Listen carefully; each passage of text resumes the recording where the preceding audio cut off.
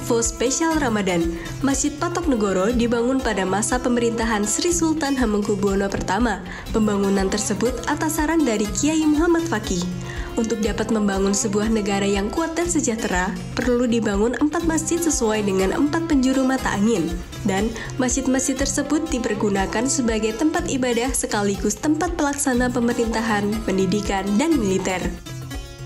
Masjid Patok Negoro itu ada 4 di sini, Kauman Babatan, di Dongkelan, Bantul, di Melangi, Sleman, juga di Pelosok Kuning ada di Sleman. Dia di 4 penjuru mata angin. Dan Masjid Patok Negoro itu difungsikan awal mulanya dulu dibangun oleh Ngarso Dalem Sri Sultan Hamengkubuwono I itu sebagai pelaksana pemerintahan Kesultanan Yogyakarta waktu itu untuk melaksanakan hukum-hukum perdata yang ada di lingkungan masyarakat Jogja wilayah timur, kemudian juga untuk penyelenggara kegiatan-kegiatan keagamaan dan seperti pernikahan dan sebagainya itu dipusatkan di masjid sebelah timur Yogyakarta ini, dipusatkan di Masjid Patok Negoro Kauman Babatan ini.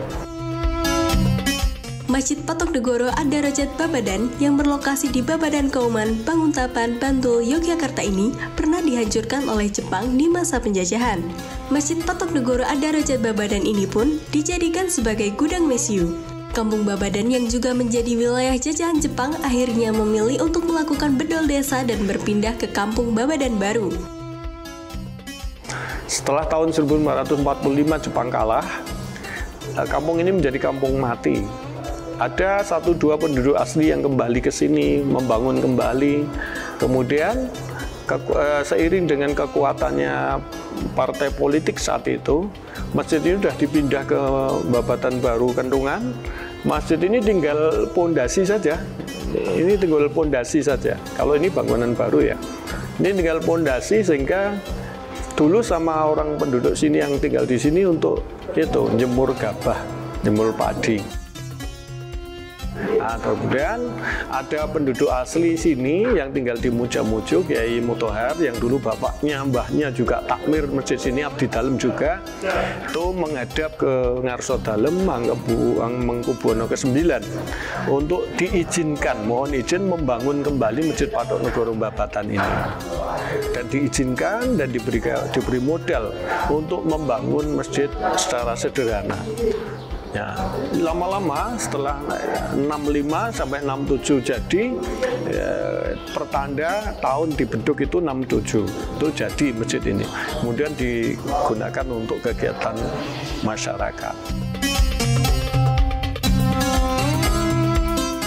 Seiring pemberian nama Ad-Darajat, karena dulu Kiai Mutohar yang menghadap Ngarso Dalem ke-9 itu diizinkan, saking senangnya diizinkan membangun kembali Masjid Patok Negoro, bahkan diberi modal bantuan. Maka beliau Kiai Mutohar itu mohon izin ke Ngarso Dalem, nama kecil beliau Darajatun diabadikan sebagai nama Masjid Ad-Darajat.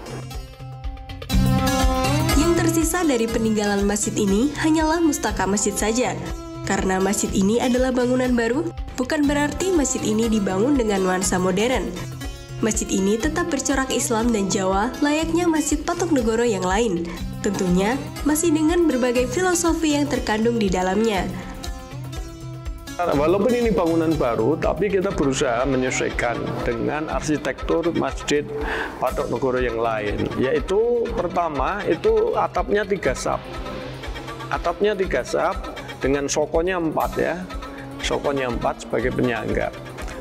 3 sap ini mengandung filosofi rukun Islam, rukun iman, dan ihsan.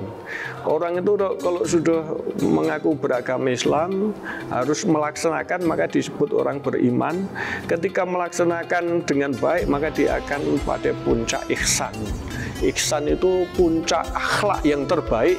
Maka di atas mustokonya itu mustoko godo. Godo itu kekuatan, godo itu senjata, dan selalu menghadap ke atas. artinya kekuatan kita hanyalah kepada Allah Subhanahu wa Ta'ala. Itu artinya. Dan samping-sampingnya tuh dihiasi godong linuwe, godong kluweh. Godong kluweh, orang itu kalau sudah berislam, beriman, orang Islam belum tentu beriman, tapi Islam, iman, ihsan, maka dia akan menjadi orang linuweh. Nah, godong kluweh nanti disimbolkan dengan linuweh. Linuweh itu melebihi pada umumnya, ya, kebaikannya, keteladanannya itu menjadi teladan dalam kehidupan masyarakat. Demikian Lintas Info Spesial Ramadan, saya Nuri, Rizky, dan Taufik melaporkan dari Babadan Kauman, Bantul, Yogyakarta.